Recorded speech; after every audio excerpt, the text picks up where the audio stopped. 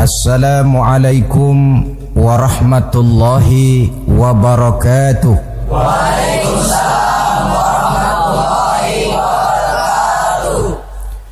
Bismillahirrahmanirrahim. Alhamdulillahi rabbil alamin. Wassalatu wassalamu ala ashrafil anbiya'i wal mursalin Sayyidina wa maulana Muhammadin wa ala alihi wa sahbihi ajma'in, amma ba'du. Saudara-saudara hadirin ma'asyiral muslimin rahimakumullah. Salah satu dari rukun iman yang 6 mengajarkan kepada kita untuk beriman dengan adanya hari akhirat, hari yang dimulai dengan kehancuran alam ini, yang dalam istilah kerennya disebut the last day of the world, di mana air laut tumpah ke darat, planet-planet bertabrakan, gunung meletus, bumi gempa, lalu semua yang bernama hidup mati. Terjadilah kebangkitan setelah mati itu dalam kehidupan yang disebut kehidupan akhirat. Pada kehidupan akhirat itu Allah jelaskan dalam surah Abasa ayat 34, Yauma yafirrul mar'u min akhihi wa ummihi wa abihi wa sahibatihi wa banihi likulli imri'in minhum yawma idzin sya'nun yughnih. Hari di mana setiap orang akan lari dari saudaranya, dari ibunya dan bapaknya, dari istrinya dan anak-anaknya. Setiap orang pada hari itu disibukkan oleh persoalannya sendiri-sendiri, sehingga sangat boleh jadi hari itu orang tua tidak lagi sempat memikirkan anaknya, seorang suami tidak lagi sempat memikirkan istrinya, seorang teman pun tidak akan sempat memikirkan teman. Tiap orang sibuk dengan persoalannya sendiri-sendiri untuk mempertanggungjawabkan kegiatan hidupnya ketika di dunia ini. Dalam keadaan semacam itu, di mana orang disibukkan dengan persoalannya masing-masing, ada 7 golongan manusia yang mereka tenang-tenang saja. Orang lain bingung, mereka kalem. Orang lain kepanasan, mereka mendapat keteduhan. Siapa mereka? Inilah yang akan kita jadikan pembicaraan pada pertemuan kita kali ini. Bersumber dari sebuah hadis di mana bersabda Rasulullah sallallahu alaihi wasallam, Sab'atun yuzilluhumullahu yawma la zilla illa zilluh. Ada 7 golongan manusia, kata beliau, yang di akhirat nanti akan langsung mendapat perlindungan dari Allah. Padahal hari itu tidak ada lagi perlindungan selain perlindungan Allah, sehingga lantaran Allah langsung yang melindungi mereka, maka mereka tidak merasakan lagi kepanasan akhirat, mereka tidak lagi merasakan kebingungan, mereka tidak lagi disibukkan oleh persoalan, lantaran mereka langsung dilindungi oleh Allah Subhanahu wa ta'ala. Siapa gerangan yang 7 orang ini? Marilah kita lihat satu persatu dengan harapan mudah-mudahan kita termasuk salah satu di dalamnya. Amin ya rabbal alamin. Manusia pertama yang langsung mendapat perlindungan dari Allah, kata Nabi, imamun adil, pemimpin yang adil. Siapa sih pemimpin itu dan apa artinya adil? Saudara hadirin, Secara umum yang dinamakan adil ialah at-tawassut bainal amraini. Orang yang pandai mengambil sikap jalan tengah dari dua persoalan yang dihadapinya. Biasanya tidak berat ke kiri juga tidak berat ke kanan. Itu yang disebut adil. Orang yang tidak hanya sekedar bisa menuntut kewajiban dari seseorang, tapi juga bisa memberikan hak kepada orang itu juga disebut adil. Lalu pemimpin itu siapa? Setiap kita adalah pemimpin. Yang besar kecilnya kepemimpinan kita bergantung kepada apa yang kita pimpin. Dan sudah barang tentu bahwa setiap pemimpin akan dimintakan pertanggungan jawab dari apa yang dipimpinnya. Seorang pemimpin yang adil, dia menaungi orang-orang yang dipimpinnya dalam kehidupan di dunia ini. Pantas kalau di akhirat nanti Allah langsung menaungi mereka. Oleh karena itu, pemimpin merupakan suatu amanah. Jabatan di samping dia merupakan amanah juga merupakan nikmat. Dan nikmat itu akan bergantung kepada pandai atau tidak kita mensyukurinya. Beberapa contoh dalam sejarah bisa kita lihat. Seorang bernama Umar bin Abdul Aziz, pada saat beliau secara aklamasi dipilih menjadi pemimpin, menjadi presiden, ucapan yang pertama keluar dari mulutnya, inna lillahi wa inna ilaihi raji'un. Coba bayangkan ini, dipilih jadi pemimpin, diangkat jadi presiden, bukan alhamdulillah, malah inna lillahi wa inna ilaihi raji'un. Kenapa? Dia anggap jabatan itu adalah amanah. Menyia-nyiakan amanah berarti khianat, dan khianat ini adalah dosa besar. Pantaslah kalau Allah Subhanahu wa taala memperingatkan, nikmat bisa saja berubah menjadi azab kalau kita tidak pandai mensyukurinya. La in syakartum la azidannakum wa la in kafartum inna azabi lasyadid.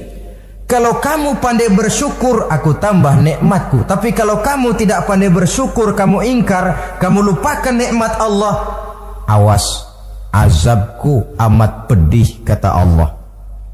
Jadi berdasarkan logika dari ayat ini bisa kita katakan, orang kaya, ada orang kaya nggak di sini? Banyak. Ada orang kaya nggak? Yang kaya tolong dengerin. Orang kaya itu bisa masuk surga karena hartanya, pun orang kaya banyak yang masuk neraka juga gara-gara hartanya. Tergantung syukur apa tidak syukur. Orang alim, ada yang alim di sini? Ada. Tolong dengerin orang alim, yang ustadz, yang kiai. Orang alim bisa saja masuk surga karena ilmunya, dan orang alim pun bisa masuk neraka karena ilmunya. Pejabat, ada pejabat? Banyak. Pejabat itu bisa masuk surga karena jabatannya, pun pejabat itu bisa masuk neraka karena jabatannya, bergantung syukur apa tidak.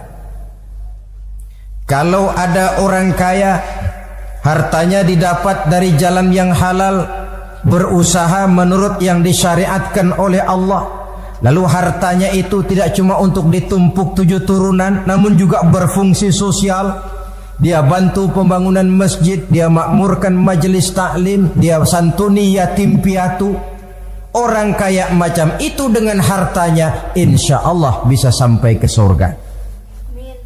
Tapi kalau ada orang kaya, hartanya didapat dari segala macam cara, asal harta tercapai segala cara halal, perlu jilat atas, perlu injak bawah, perlu sikut kiri kanan, sikut kiri kanan. Setelah dapat harta lalu pelitnya 17 setan, tidak mau zakat, infak, apatah lagi sodako. Orang kaya macam itu dengan hartanya bisa masuk neraka. Na'udzubillah min. Ada orang alim, dengan ilmunya dia bimbing umat. Dia katakan yang halal itu halal, yang haram itu haram. Dia katakan yang hak itu adalah hak, yang batil adalah batil. Dia tidak peduli apapun resikonya. Orang alim semacam itu dengan ilmunya bisa sampai ke surga. Tapi kalau ada orang alim dengan ilmunya dia malah membodoh-bodohi orang yang memang sudah bodoh. Yang halal dibilang haram, yang haram dibikin remeng-remeng. Menjadi penjilat ke sana kemari. Orang alim semacam itu bisa masuk neraka karena ilmunya. Begitu juga pejabat, pemimpin. Kalau dengan jabatannya sebagai pemimpin dia berlaku adil, menaungi rakyatnya. Orang besar salah dihukum, orang kecil salah juga dihukum. Tidak hanya pandai menuntut kewajiban, tapi juga pandai memberikan hak. Pemimpin yang adil semacam ini mensyukuri nikmatnya jabatannya, dia bisa sampai ke surga karena jabatannya. Tapi kalau dengan jabatannya dia berlaku sewenang-wenang, yang besar salah didiamkan, yang kecil salah segera ditegakkan hukum, hanya pandai menuntut kewajiban dari rakyatnya tapi tidak pandai memberikan hak, maka pemimpin semacam ini lantaran tidak pandai mensyukuri nikmat, bisa saja nikmat itu berubah menjadi azab. Oleh karena itu saudara-saudara, pemimpin menaungi rakyat, pantas kalau di akhirat nanti Allah langsung menaungi beliau. Siapa pemimpin? Tiap kita. Bapak pemimpin di rumah tangganya, ibu pemimpin bagi anak-anaknya, Pak Lurah memimpin di kelurahannya, Pak Camat memimpin di kecamatannya, pemuda pemimpin bagi dirinya sendiri, akan dimintakan pertanggungan jawab. Kalian para remaja yang hadir di sini memimpin dirimu sendiri. Kau akan ditanya, tanganmu kau lebih banyak gunakan buat apa? Kakimu lebih banyak kau bawa jalan kemana? Lidahmu lebih banyak membicarakan apa? Dan hari pertanggungan jawab nanti kalian jangan berharap akan ada saksi dari luar. Saksinya anggota badan kita sendiri. Dalam surah Yasin Allah jelaskan, Al-yawma nakhtimu ala afwahihim wa tukallimuna aydihim wa tashhadu arjuluhum bima kanu yaksibun. Ada kan di surah Yasin? Ayat berapa? Pokoknya Yasin dah.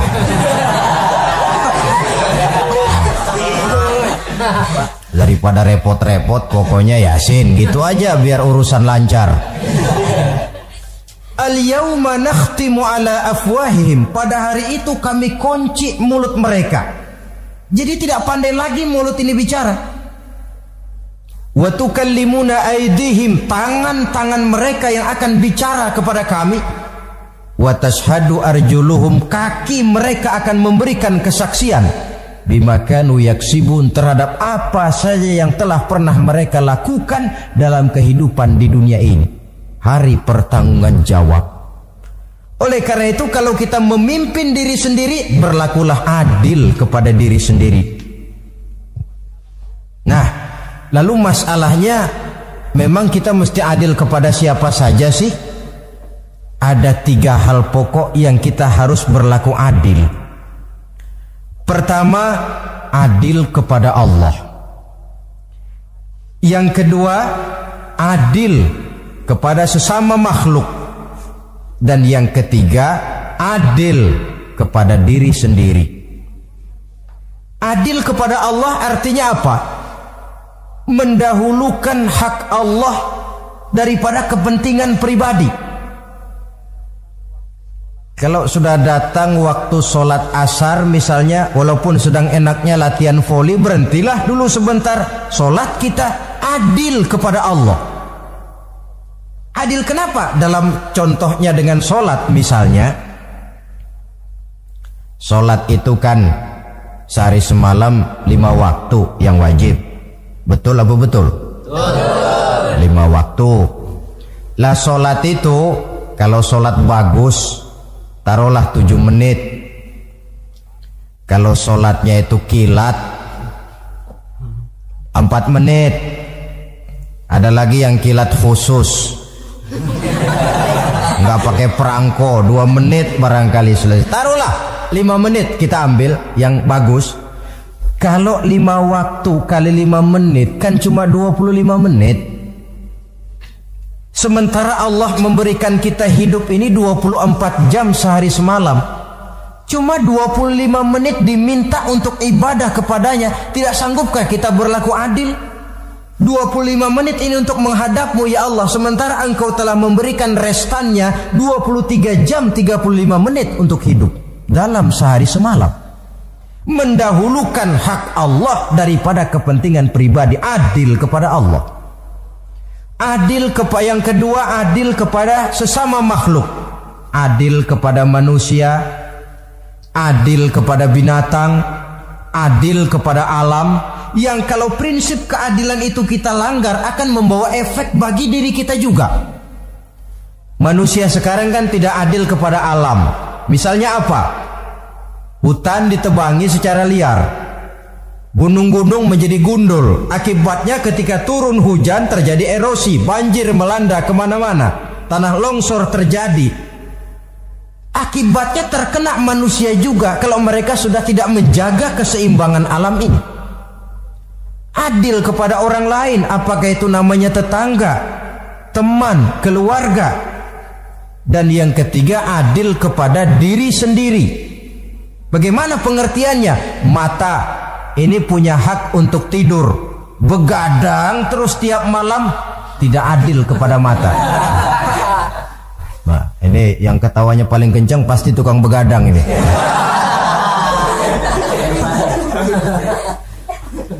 Perut ini punya hak untuk tidur, puasa saja siang malam, mengurangi hak perut. Adil kepada diri sendiri. Untuk kehidupan yang akan datang di akhirat, pasti akan kita temui, kita yakini keberadaannya. Yang oleh karena itu, kalau kebetulan kita ini adalah pemimpin, sekurang-kurangnya pemimpin bagi diri sendiri, marilah kita berusaha menjadi pemimpin yang adil, supaya nanti di akhirat Allah Subhanahu wa ta'ala memberikan perlindungan langsung kepada kita. Amin ya rabbal alamin. Ini yang pertama. Lalu yang kedua, orang yang akan langsung mendapat perlindungan dari Allah, syab nasha'a fi ibadatillah. Orang muda yang tekun beribadah kepada Allah. Anak muda yang rajin ibadah. Kenapa kok Nabi bilang anak muda, bukan orang tua? Apa orang tua yang rajin ibadah Allah enggak senang? Tentu Allah senang. Cuma Allah lebih senang lagi kalau ada anak muda yang rajin ibadah. Sebab apa? Kondisi psikologis. Kalau ada orang tua rajin ibadah itu mah pantas. Emang udah waktunya. Ada orang sembayangnya rajin, masuk masjid, masuk maghrib, keluar isya, malam tahajud, tahlilnya mantap. Umurnya berapa? 70. Enggak istimewa. Itu memang sudah mestinya. Lagian kalau sudah 70 masih bandel aja, kapan mau taubat? Tapi kalau ada anak muda, darahnya masih mengalir dengan panas, dia masih berusaha mencari bentuk-bentuk kepribadian dalam dirinya, dia masih mudah terpengaruh oleh lingkungan, tapi dia sanggup memblokir itu, disalurkannya di jalan Allah, dia tekun beribadah. Allah cinta betul pemuda semacam itu, sehingga nanti di akhirat mereka langsung mendapat perlindungan dari Allah Subhanahu wa ta'ala. Amin. Selalu pembangunan yang mengarah kepada modernisasi diikuti dengan proses pergeseran nilai. Dalam kondisi semacam ini, kehidupan remaja pemuda yang masih mencari identitas dan pembentukan kepribadiannya mudah terpengaruh oleh hal-hal yang ada di sekelilingnya. Sehingga sangat boleh jadi apa yang dianggap orang dulu tabu lalu dianggap biasa. Yang aneh-aneh malah dijadikan model. Yang dilarang malah nekat diterjang. Di mana norma dan kaedah-kaedah moral tidak lagi mendapat perhatian yang wajar. Dalam kondisi semacam ini terjadilah proses peluncuran moral, dan hampir di mana-mana kehancuran suatu bangsa dimulai dengan kehancuran moral daripada generasi mudanya. Oleh karena itu pemuda yang tekun ibadah ini sangat positif dampaknya dalam kerangka pembangunan umat. Pak, ibadah itu apa sih? Kalau jadi pemuda yang tekun ibadah, apa kemana-mana mesti bawa tasbih? Mungkin. Apa mesti pakai peci terus? Boleh jadi. Apa kemana-mana mesti pakai kain sarung? Ya tidak juga.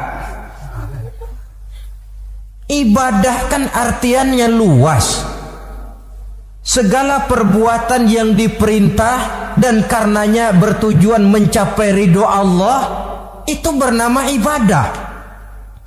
Kalian remaja berangkat menuntut ilmu, pergi pagi pulang siang, membekali diri menuntut ilmu, itu ibadah. Kalian pulang ke rumah, ibu bapak memerintah taat kepada orang tua, ibadah. Membersihkan lingkungan, ibadah. Bahkan jaga di waktu malam pun kalau untuk dengan niat bismillah, saya jaga malam ini untuk ketenangan rakyat supaya mereka tekun dan tenang melaksanakan ibadah, itu tercatat sebagai amal soleh yang bernilai ibadah. Jadi tidak cuma sekedar sujud, tidak cuma sekedar baca Quran, seluruh aspek kehidupan manusia yang diperintah Allah dan yang bertujuan mencari ridho Allah itu bernilai ibadah. Pemuda yang tekun melaksanakan ibadah kepada Allah, apalagi terutama adik-adik remaja yang hadir pada kesempatan ini, masa muda itu masa yang paling indah memang. Sampai orang Kulon bilang there is not delightful memorize. Ya Barat itu kan Kulon. Saya lebih senang pakai orang Kulon saja.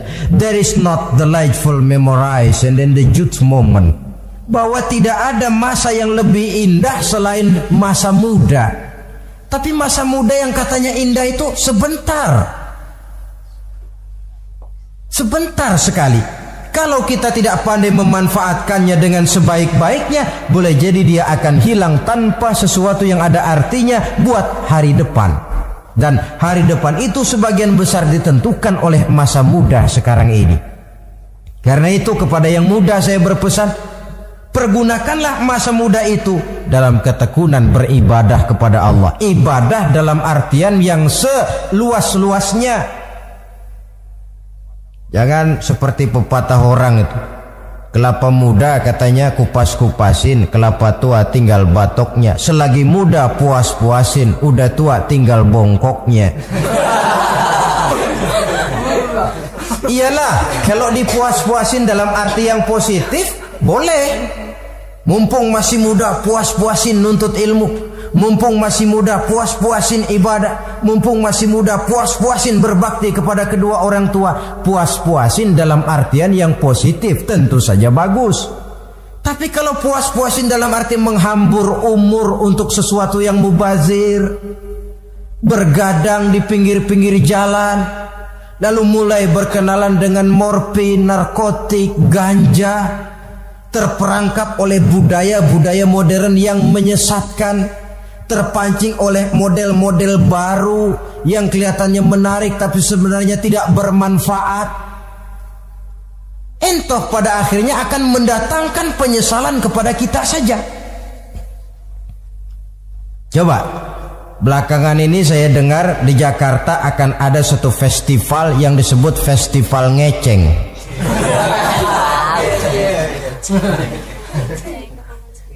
Ngeceng ini kalau bahasa gampangnya nampang. Jadi itu biasanya muda-mudi diri di pinggir-pinggir jalan, pakai kacamata hitam, pakaian warna-warni, rambut dicat sedemikian rupa supaya menarik perhatian. Mereka diri di pinggir-pinggir jalan, nampang, istilah ngepopnya ngeceng katanya. Oh, ini mau diadakan festival, secara langsung atau tidak, festival ini kan mempopulerkan ngeceng jadinya. Yang tadinya orang awam nggak kenal, lantaran diangkat ke permukaan jadi terkenal. Kalau sudah terkenal lalu jadi mode. Kalau sudah jadi mode, latahan. Boleh jadi nanti akhirnya ngeceng masuk desa. Bukan cuma sekedar ABRI masuk desa, bukan cuma sekedar koran masuk desa, ngeceng pun bisa saja masuk desa. Banyak saluran-saluran positif yang sesuai dengan kreativitas jiwa remaja, ketimbang mengadakan sesuatu yang tidak ada manfaatnya, ketimbang menghabiskan umur untuk sesuatu urusan yang mubazir. Sedangkan umur bukan jatah gratis tanpa batas waktu, ada pertanggungan jawab. Umurmu kau habiskan di mana, masa mudamu kau selesaikan di mana, itu akan dimintakan pertanggungan jawab. Nah, pemuda yang tekun ibadah kepada Allah, dampak positifnya apa? Dia punya sandaran vertikal kepada Allah. Jiwanya besar, jiwanya mandiri. Dan ini yang kita perlukan. Pemuda yang siap jadi pelopor, bukan pengekor. Pemuda yang sanggup mandiri dan bukan membanggakan keturunan leluhurnya. Kata pepatah, wa khairun nasi Zu syarafin qadimin aqama li nafsihi syarafan jadida wa syarrun nasi zu khumulin idza fakhartahum zakarul jaduda. Generasi yang baik adalah generasi yang punya kejayaan masa lalu, dan buat mereka sendiri mereka mampu mendirikan kejayaan yang baru. Artinya nenek moyangnya memang orang-orang terhormat, tapi dia mampu mandiri mendirikan kehormatan itu bagi pribadinya. Sebaliknya, generasi yang paling jelek adalah generasi pemalas, yang kalau orang lain kelihatan lebih hebat, dia sebut-sebut nenek moyangnya. Lo sih belum apa-apa, bapak gua dong, bapak gua katanya. Lu sih belum apa-apa, om saya dong, tante saya dong. Kerjanya cuma membangga-banggakan leluhur, dia sendiri tidak ada apa-apanya. Ini generasi yang paling jelek. Kalau orang kelihatan lebih hebat, dia sebut leluhurnya, sementara dia sendiri nol nilainya tanpa ditunjang oleh fasilitas leluhurnya. Pasukan pemuda mandiri macam ini yang kita perlu. Bukan sekedar pasukan pemuda oke bos, kulunun, yes men, kumaha juragan wae.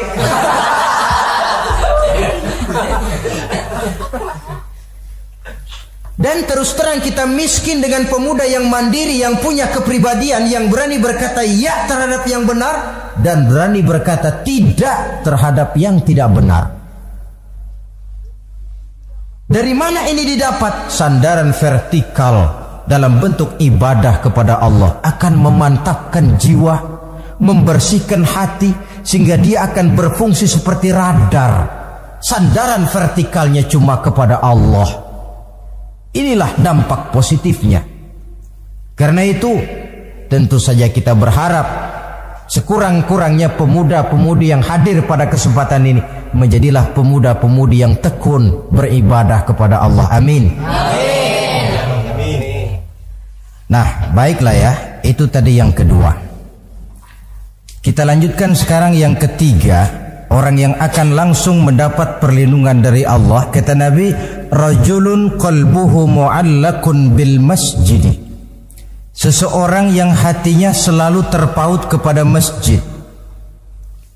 Apa arti terpaut kepada masjid ini? Apa orang yang gak pernah keluar-keluar dari masjid? Tentu saja bukan. Apa gunanya di dalam masjid terus kalau kerjanya cuma tidur doang? Maksud terpaut kepada masjid ini, hatinya selalu berpikir bagaimana memakmurkan masjid. Jasadnya boleh saja ada di kantor, boleh saja ada di pasar, boleh ada di sawah, boleh ada di ladang, tetapi hasil daripada usahanya dia lalu berpikir bagaimana memakmurkan masjid. Sebab apa? Masjid merupakan center of activity, pusat daripada kegiatan umat. Kalau kita lihat fungsi masjid di zaman Rasul, Di masjid beliau berdakwah, di masjid beliau mengatur negara, di masjid beliau mengadakan perundingan, di masjid beliau bermusyawarah dengan para sahabat. Pusat daripada kegiatan umat. Dan memakmurkan masjid ini dasarnya tidak lain karena iman kepada Allah. Prinsipnya bagaimana kita menghidupkan masjid dan bukan mencari hidup di masjid. Kalau sudah prinsipnya dibalik, bukan menghidupkan masjid tetapi mencari hidup di masjid, saya khawatir masjid akan ambruk. Nyatanya kadang-kadang masjid kita ini fungsinya belum maksimal. Kadang-kadang ada kok masjid yang bukanya cuma seminggu sekali. Jumat pagi jam 9 masjid buka, Jumat jam 2 tutup, buka-buka lagi Jumat depan. Seminggu sekali. Kelemahan lainnya manajemen masjid, terus terang sajalah kita bicara. Kadang-kadang pengelolaannya ketua masjid bapaknya, khatib mantunya, sekretaris ponakannya, imam Bilal cucunya. Gak ada orang lainnya. Ya kalau bagus kepengurusannya tidak apalah. Tapi kadang-kadang kelemahannya ialah bagaimana menciptakan manajemen masjid yang baik sehingga masjid bisa berfungsi sebagaimana fungsinya di zaman Rasulullah sallallahu alaihi wasallam. Apalagi belakangan ini ada kecenderungan yang membuat kita optimis, gembira. Remaja, pemuda, pemudi mulai gemar datang ke masjid, berkumpul membentuk remaja masjid, remaja musola, mengadakan kegiatan majelis taklim yang mingguan, yang bulanan, aksi sosial, yang semuanya bermuara dari kehidupan masjid. Sesuatu yang menggembirakan. Dan sudah sepatutnya para pengelola masjid membuka pintu untuk bisa mengatur masjid menurut manajemen yang diharapkan oleh umat. Karena bagaimanapun di masjid dua jalur komunikasi, bahasa kerennya two-way traffic communication, itu bisa kita laksanakan, yaitu hablum minallah wa hablum minan nas. Berhubungan kepada Allah dan berhubungan kepada sesama manusia bisa terlaksana di masjid. Berhubungan dengan Allah jelas saja lewat sholat misalnya. Berhubungan dengan sesama manusia jelas saja lewat musyawarah, lewat majelis taklim, lewat kegiatan-kegiatan yang mensyiarkan agama. Dan begitu selanjutnya. Saudara hadirin yang saya hormati, memakmurkan masjid sebagai rumah Allah. Sebab dalam hadis kursi Allah katakan, inna buyuti fil ardi al masajid wa inna zuwari fiha ummaruha. Rumahku di permukaan bumi adalah masjid-masjid, kata Allah. Dan orang-orang yang memakmurkan masjid, orang yang datang ke masjid adalah tetamuku. Kalau Allah memerintahkan kita menghormati tamu, tentu Allah lebih tahu bagaimana menghormati tamunya sendiri. Allah mengajarkan kita, hormatilah tamumu. Sekarang kita yang menjadi tamunya Allah dengan datang ke masjid, dengan memakmurkan masjid, Allah lebih tahu menghormati tamunya. Ini yang ketiga. Yang keempat, hadirin, orang yang langsung mendapat perlindungan dari Allah itu rajulani tahabba fillahi ijtama'a alaihi wa tafarraqa alaihi. Dua orang yang menjalin persaudaraan, yang bertemu dan berpisah karena Allah, bersaudara karena Allah. Bukan karena orang punya pangkat tinggi lalu kita temani, bukan karena orang kaya lalu kita dekati, tetapi karena Allah. Kau di jalan Allah, mari kau saudara saya. Kau keluar dari jalan Allah, maaf sajalah, bawalah dirimu sendiri, saya akan membawa diri saya. Lebih baik sendiri daripada berteman jahat. Berdua memang lebih baik daripada sendiri, tapi sendiri lebih baik daripada berteman jahat. Maksudnya apa ini? Sederhana dalam benci, sederhana dalam cinta. Ukurannya Allah.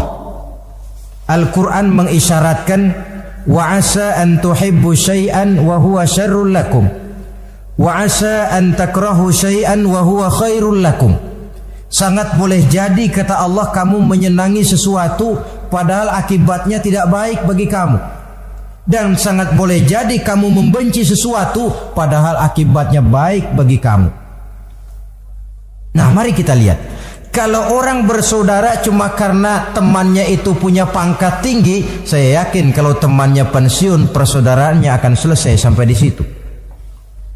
Kalau kita mencari teman cuma karena dia kaya, satu saat dia jatuh bangkrut, jatuh miskin, persaudaraan akan selesai sampai di situ. Tapi kalau karena Allah yang bisa memisahkan kita apabila orang sudah keluar dari jalur yang diridhoi oleh Allah Subhanahu wa taala. Oleh karena itu, kepada semua hadirin, mari menjalin persaudaraan dalam bentuk ideal yang diajarkan oleh Islam, nilai persaudaraan yang diikat oleh akidah. Kalaupun harus benci, bencilah sederhana, tidak habis-habisan ngebenci orang. Kalaupun harus cinta, cintalah sederhana. Boleh jadi yang hari ini kita benci bukan main, besok kita senangi. Mungkin yang hari ini kita cintai mati-matian, besok sudah berubah menjadi yang kita benci. Sederhana saja, tidak usah berlebih-lebihan.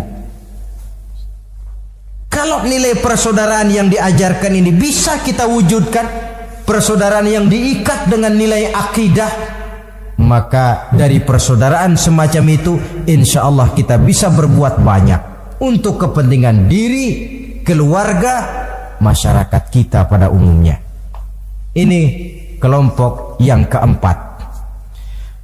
Orang kelima yang nanti langsung mendapat perlindungan Allah, rajulun da'athum ra'atun zatu mansibin wa jamalin ila nafsiha faqala inni akhafullaha rabbal alamin. Seorang laki-laki, kata Nabi, yang dipanggil oleh perempuan cantik. Laki-laki normal dipanggil oleh perempuan cantik.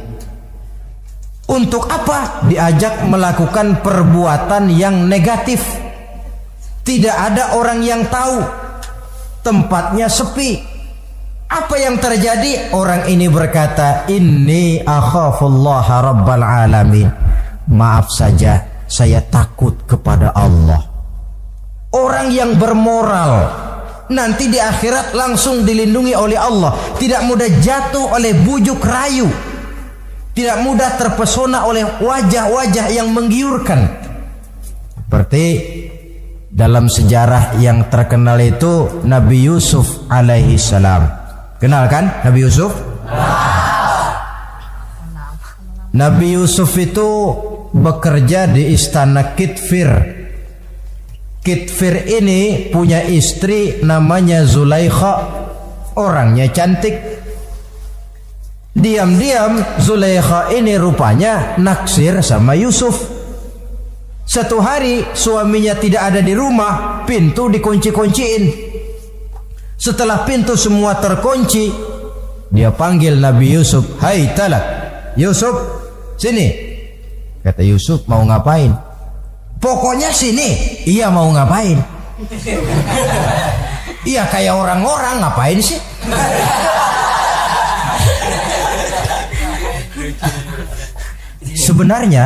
Sebenarnya ini Zulaikha senang kepada Yusuf, Yusuf pun demikian. Walaqad hammat bihi wa hamma biha.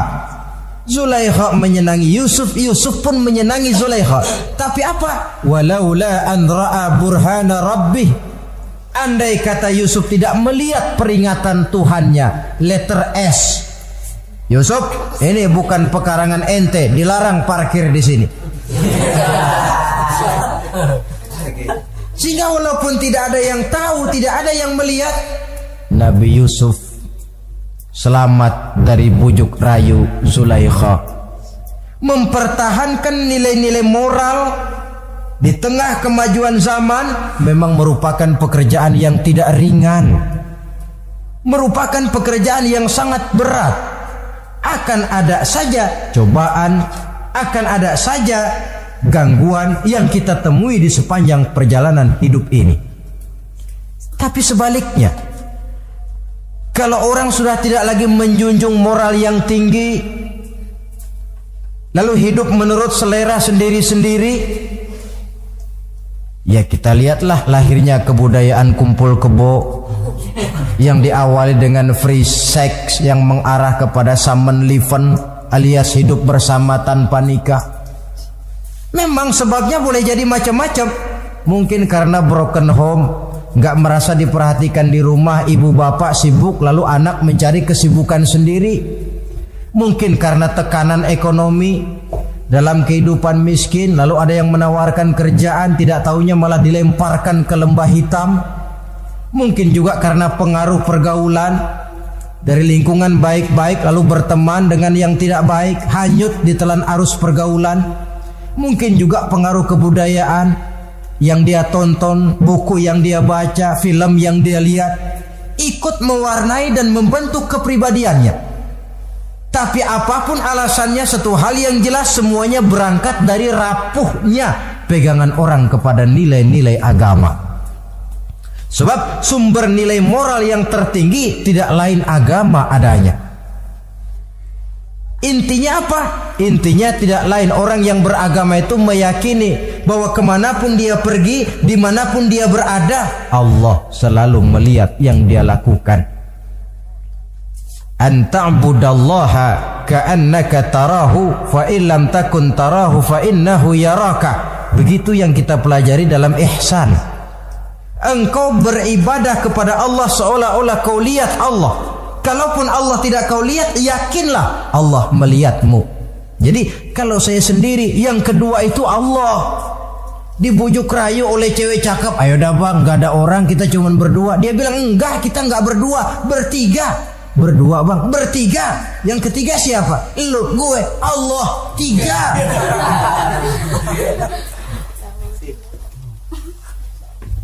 Di kantor mau korupsi dia kasak kusuk, gerasak gerusuk cari apa yang seharusnya menjadi hak orang lain. Tidak ada yang lihat, tapi dia tidak sendiri. Saya berdua. Yang kedua, Allah. Merasakan kehadiran Allah dekat dalam hidup. Nilai moral semacam ini menyelamatkan masyarakat. Pantas kalau orang semacam ini di akhirat nanti langsung mendapat perlindungan dari Allah Subhanahu wa ta'ala. Karena itu terutama adik-adik remaja yang hadir, sebenarnya yang paling mahal dalam hidupmu adalah harga dirimu. Kalau itu sudah terjual dan tergadai, apalagi yang bisa kau banggakan dalam hidup ini? Titel yang berenteng barangkali, harta yang banyak, mobil yang serba berkilat barangkali. Tidak akan banyak manfaatnya kalau sudah dimulai dengan kehancuran daripada harga diri. Tidak ada yang lebih mahal daripada harga diri. Jagalah itu baik-baik. Pelihara nilai-nilai moral. Makin pandai kau jaga diri, insya Allah makin mahal hargamu. Dalam pandangan manusia, lebih-lebih juga dalam pandangan Allah. Pantas kalau pepatah bilang, innamal umamul akhlaqu ma baqiyat fa in zahabathum akhlaquhum zahabu. Suatu bangsa akan tegak kalau dia masih punya nilai moral. Bila hancur moral itu, hancur jugalah ketegakan daripada bangsa itu sendiri. Ini yang kelima. Yang keenam, masih dua lagi. Orang keenam yang nanti akan langsung mendapat perlindungan dari Allah, rajulun zakarallaha khalian fafadat ainahu. Seseorang yang mengingat Allah dalam kesunyian, lalu berlinang air matanya. Tengah malam dia bangun, bertahajud dia kepada Allah. Gemersik tikar tersentuh tangan, laksana lambaian tangan malaikat maut nak datang merenggut nyawa. Terbayang segala dosa dan kesalahan, tergambar semua kekeliruan yang dilakukan dalam hidup. Lalu air mata pun tanpa terasa berurai membasahi pipi. Orang yang mengingat Allah dalam kesunyian.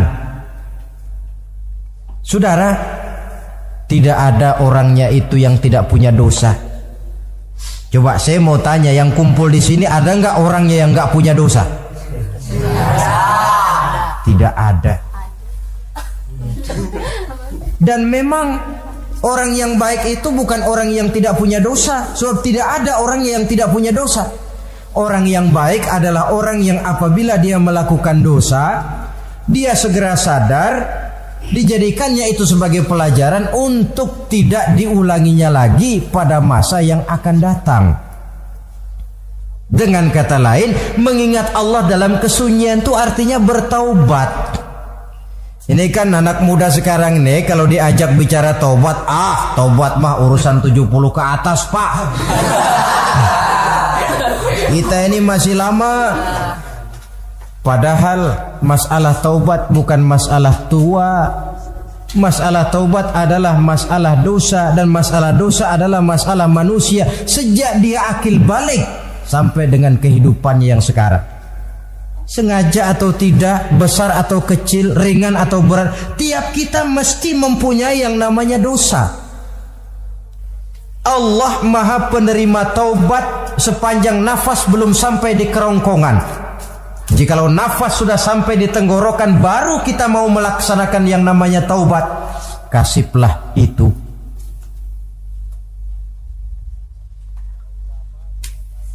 Para ulama mengatakan, la saghair ma'al istimrar wala kabair ma'al istighfar. Tidak ada dosa kecil kalau ditumpuk terus, dan tidak ada dosa besar kalau diikuti dengan istighfar, permohonan ampun kepada Allah. Jadi jangan menganggap ini dosa kecil, ini dosa kecil, ditumpuk-tumpuk lah jadi gede juga. Tidak ada dosa yang kecil kalau dikerjakan terus-menerus, dan tidak ada dosa yang besar kalau diiringi dengan istighfar. Dalam kehidupan ini, apabila dosa sudah bertumpuk, maksiat merajalela, munkarat menjadi-jadi, Allah tidak akan segan-segan menurunkan azab. Azabnya itu bisa dalam bentuk bencana alam, banjir namanya, kebakaran merajalela namanya, gempa bumi namanya, bendungan pecah namanya, reaktor atom bocor namanya. Namanya boleh jadi macam-macam. Sebab apa? Al-Quran memberikan jaminan, wa ma kana Allahu liyu'adzibahum wa hum yastaghfirun. Allah tidak akan menurunkan azab selama di tengah masyarakat manusia masih banyak orang yang istighfar kepada Allah. Jadi hakikatnya kita ini berhutang jasa kepada orang yang rajin sujud, rajin mohon ampun kepada Allah. Lantaran mereka barangkali azab tidak diturunkan oleh Allah kalau melihat banyaknya sudah munkarat dan maksiat. Mengingat Allah dalam kesunyian, tengah malam, waktu yang mustajabah, terutama sepertiga malam yang akhir, situasinya lain. Gak percaya boleh coba lah, nyoba kan gak bayar. Coba kalian bangun tengah malam, tahajud, kalian akan menemukan satu suasana yang lain daripada misalnya kalau kalian sembahyang zuhur tengah hari panas terik di tengah banyak orang. Hati bergetar. Segala kekeliruan yang pernah kita kerjakan lalu terbayang, dan air mata tanpa terasa, tanpa diundang bahkan berurai membasahi pipi. Ya Allah, alangkah nikmatnya suasana macam itu. Menciptakan perasaan dekat dengan Allah, terwujud kedamaian batin. Dan ini yang banyak dicari orang sekarang, yang kadang-kadang karena terlalu ingin mencari kedamaian lalu keliru jalan. Yang bertapa di goa-goa katanya nyepi dari kehidupan manusia, memencilkan diri dengan cara-cara yang mereka atur sendiri. Tidak macam itu. Quran punya resep. Ala inna bi dzikrillahi tatmainnul qulub. Ketahuilah, dengan banyak mengingat Allah, hati menjadi tenang, jiwa menjadi lapang, pikiran menjadi damai. Ini resep Islam untuk mencapai ketenangan jiwa. Mengingat Allah dalam kesunyian. Saudara hadirin yang saya hormati, ini aspek daripada ibadah. Jadi dengan kata lain, masalah mengingat Allah dalam kesunyian, mengingat dosa bukan urusan orang tua, tapi masalah manusia. Siapapun adanya, sejak dia akil balik, mesti entah kecil besar, entah sedikit entah banyak, ada kesalahan yang dilakukannya. Karena itu, kalau kita masih diberikan kesempatan untuk hidup, artinya Allah masih memberikan kesempatan kepada kita untuk memperbaiki diri. Nanti kalau sudah sangkakala ditiup, alam hancur seperti yang saya jelaskan di awal tadi, sudah tidak sempat lagi, yang tinggal menyesal.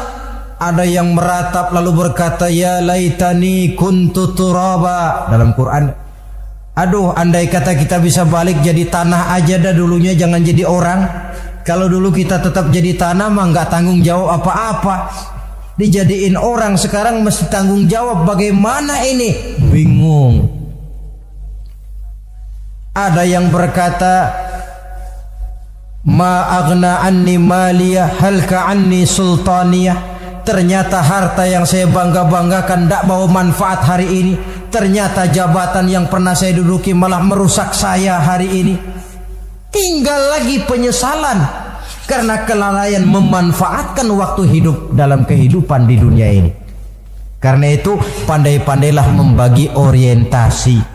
Ada saatnya kita sibuk tenggelam dalam berbagai urusan dunia, lain saat tenggelam dalam kefanaan dan kesunyian, membekali diri untuk kehidupan akhirat nanti.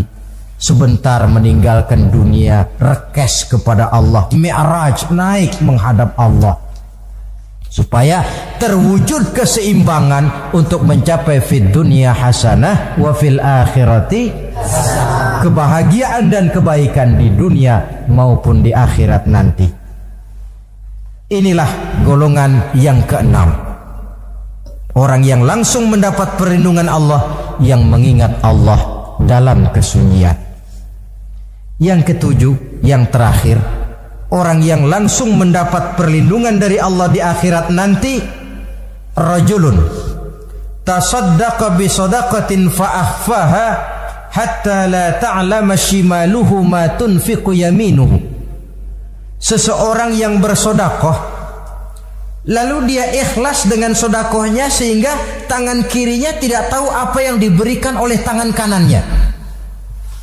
Orang yang pemurah, orang yang menyadari bahwa apapun yang dia punya dalam hidup ini cuma sekedar titipan.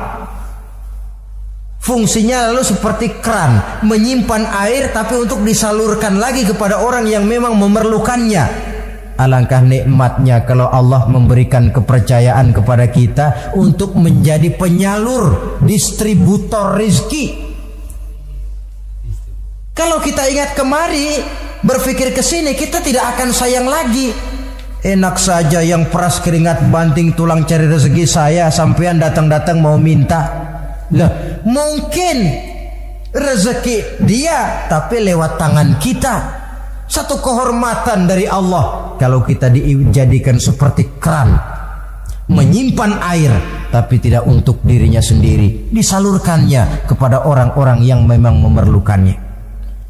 Tidak ada orang jatuh bangkrut lantaran bersikap pemurah, dan tidak ada orang jadi kaya raya lantaran dia bakhil atau pelit bin kikir alias medit.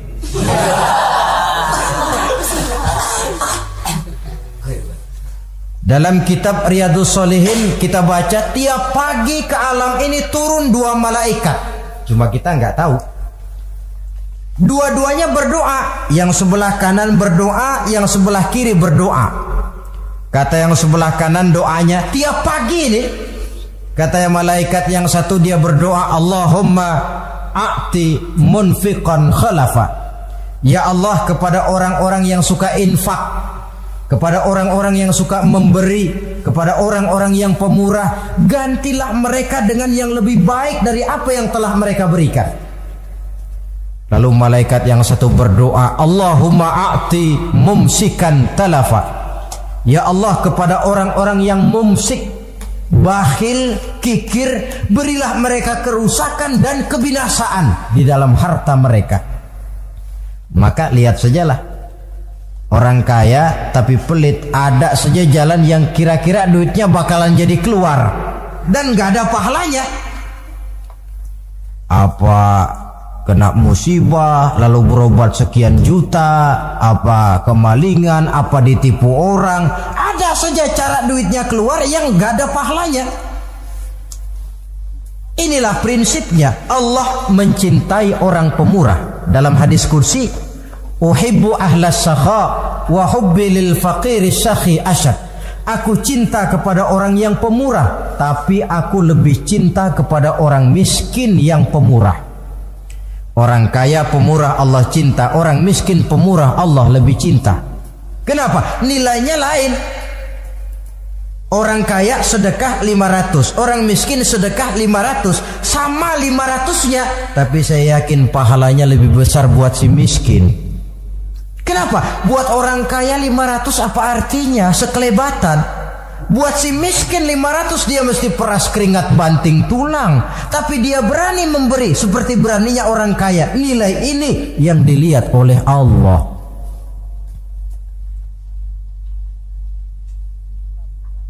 Islam mengakui hak milik pribadi, tapi harus berfungsi sosial. Di dalam harta yang kita miliki itu ada haknya masjid, ada haknya yatim, ada haknya madrasah. Dan Allah Subhanahu wa ta'ala bisa, saya katakan di awal tadi, merubah nikmat menjadi azab kalau kita tidak pandai mensyukurinya. Bersyukur kalau diberikan harta artinya mempergunakan harta itu sesuai dengan kehendak yang memberinya. Allah memberikan harta kepada kita. Apa yang Allah kehendaki? Supaya harta itu berfungsi sosial. Milik pribadi silahkan, tapi berfungsi sosial dalam kehidupan. Kita terus terang saja, umat Islam ini bukan tidak punya potensi, tapi tidak pandai menginventarisir potensi. Apa tidak ada orang Islam yang kaya? Banyak. Yang belum banyak yang mau berbuat atas nama dan untuk kepentingan agamanya. Kalau buat pribadinya berani bukan main. Itulah yang sering diungkapkan orang, pembangunan pesantren terlunta, ya, asrama yatim piatu tidak terurus. Ada orang membangun masjid, meletakkan batu pertama sekaligus jadi batu terakhir. Setelah itu la yamutu wa la yahya, mau dibilang hidup tidak kelihatan geraknya, mau dibilang mati pun tidak ketahuan kuburannya. Kurangnya kesadaran akan arti amanah dan titipan dari Allah. Lahirlah korun-korun abad 20. Kalian tahu sejarah korun? Saking kayanya korun, kunci gudang hartanya itu saja onta yang bawa. Itu baru kunci itu, onta yang bawa. Ketika orang tanya, anna laka hadza ya korun, hartamu begini banyak dari mana kau dapat korun? Ya saya usaha, tidak ada hubungannya sama Tuhan katanya.